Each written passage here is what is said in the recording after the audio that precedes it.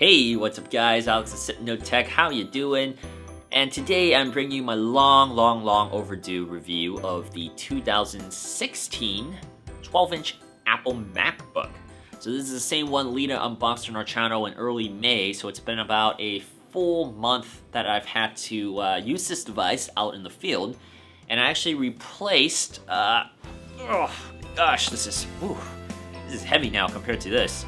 My 13-inch 2015 MacBook Pro. So I basically replaced this in the field with this, and yeah, you'll have to watch the video to see how it fared and if I actually am still using this in the field after a whole month. But gosh, this is so much heavier. Do you even lift, bro? Do you even lift? Roll our intro.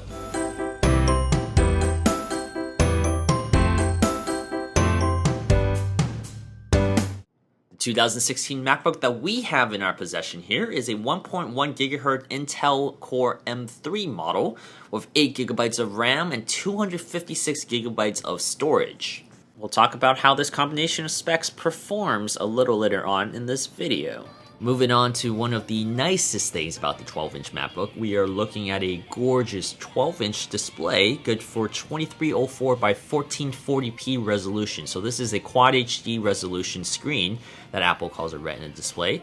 This is a gorgeous display with sharp colors, great viewing angles. No matter where you're looking at it, it looks and delivers a quality picture. Ultimately, just a beautiful display that we've come to expect from Apple laptops.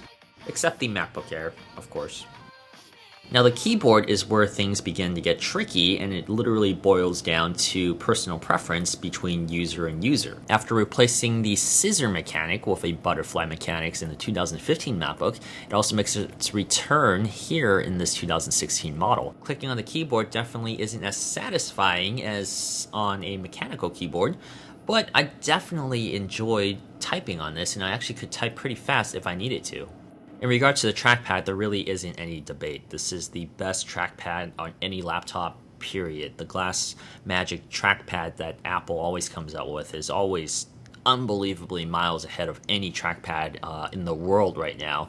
And you are definitely going to have an awesome experience with this. Gestures, swiping, it just feels amazing. It really does. Like, I'm not an Apple homer, but you have to give it to them. They make the best trackpads in the world. The main benefit of purchasing the 12-inch MacBook, without a doubt, the major selling point is its portability. At 2 pounds, you are getting the lightest MacBook ever made. And for good reason, because this thing is, it's ridiculously thin.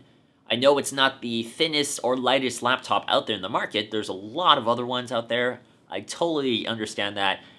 But for MacBooks, in terms of an Apple product, this is the lightest one you can get. So if you're stuck with the Apple ecosystem, well, I shouldn't say stuck, but if you're invested in the Apple ecosystem, this is the lightest one you can get. And there are benefits to that, because I know guys, I know what you're thinking right now. For the price, it definitely is not worth it. I mean, my heart knows this is a dumb purchase, but I couldn't resist buying it. There's something about this laptop that I couldn't resist about it, even with all the shortcomings, including the one port. And one of my reasons for that was the 2015 MacBook Pro. While very serviceable and it's great to use, it's super powerful for what I need to do. But boy, when I pack it into my backpack, wearing it for hours on end, like 6 hours a day in the field or at a convention center or during an interview or something like that, it takes its wear on you. I mean, it's a pain to hold sometimes. And switching to this, I know it's cliche to say, I oftentimes forgot that this was even in here. I mean, I did not even notice that 2 pounds, extra 2 pounds in here. With all my equipment, my H4n, my camera. Sometimes I don't like bringing camera bags. I just shove it all in this thing. And all my dongles and all that junk. It becomes pretty heavy. So, replacing this thing with this thing, I mean, Look, if you haven't held the 12-inch MacBook yet, you need to go to an Apple store or a Best Buy or something like that and try it out and compare it. Because once you've held it in your own hand and compared the weight between the two, it is a mass difference. I know on paper three something compared to two doesn't seem like a big deal.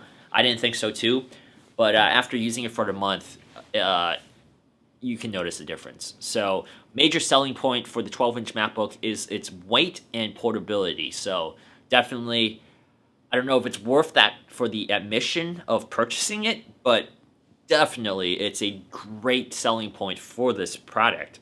A fun futuristic thing that we can do with the MacBook that's not just limited to the MacBook is the utilization of the USB-C to charge. We can literally charge this using an external battery that you normally charge your smartphone with. I can't overstate how convenient, how really convenient this is when you're traveling to have an external power pack to charge your MacBook without buying a specialized one. I think a lot of people actually underestimate the power that's inside the Intel Core M series. This chip can power this MacBook to do things that a lot of people didn't think it could do.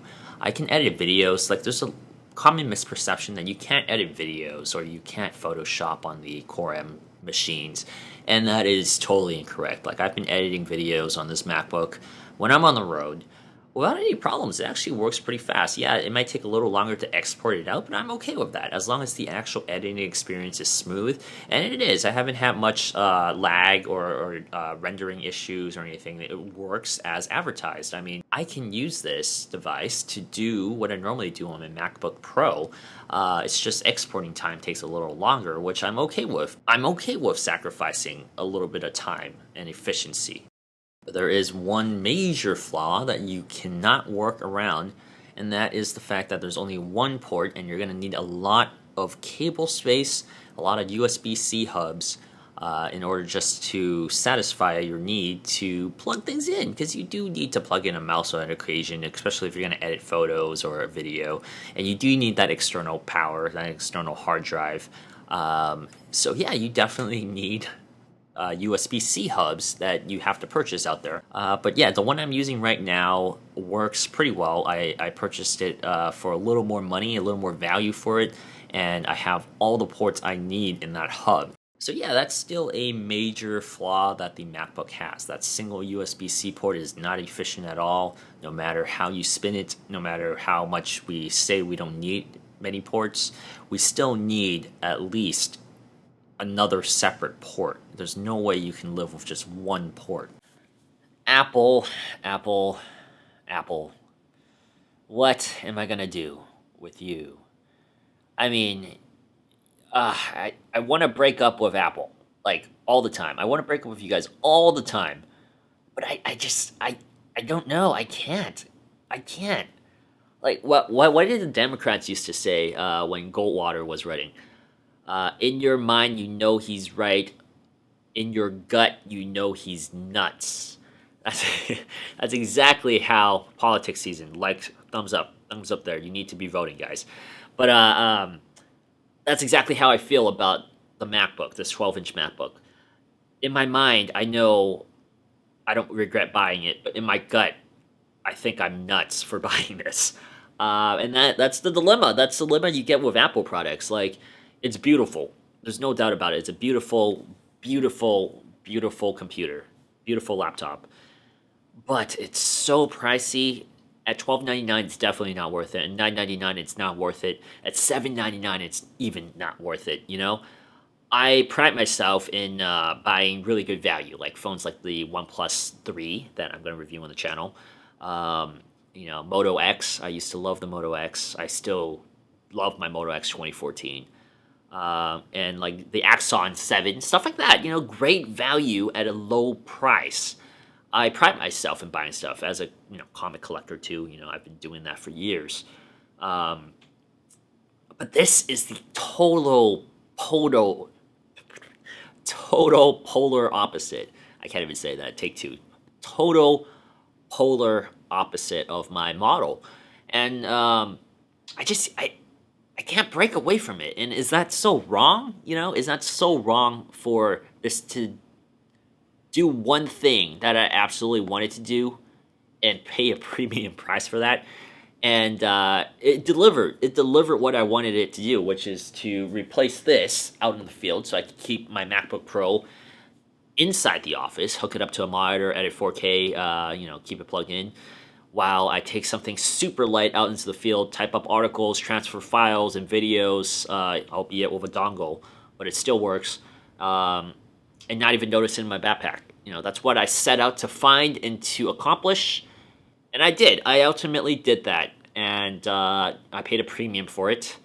And although there are days where I wake up regretting it, there are more happy times with this than there are bad times. So, I just felt guilty buying it, but at the same time, it's been a pleasant experience with it. So, yeah, you just got to work around it. So, if you have the same dilemma, make sure you give me a thumbs up, a like, comment, tell me what you did or what you're going to do about this potential dilemma you have. And I totally understand, guys. I mean, I went through the same thing you're going through, or I'm going through the same thing about other things right now, about purchasing things. So be sure to subscribe, like our videos, and check out our social media, because we are going to bring to you a lot of other cool videos and a lot of tweeting and videos taking care of all our social media stuff. So be sure to check that out. But once again, my name is Alex, and thank you guys so much for tuning in. I will see you guys next time.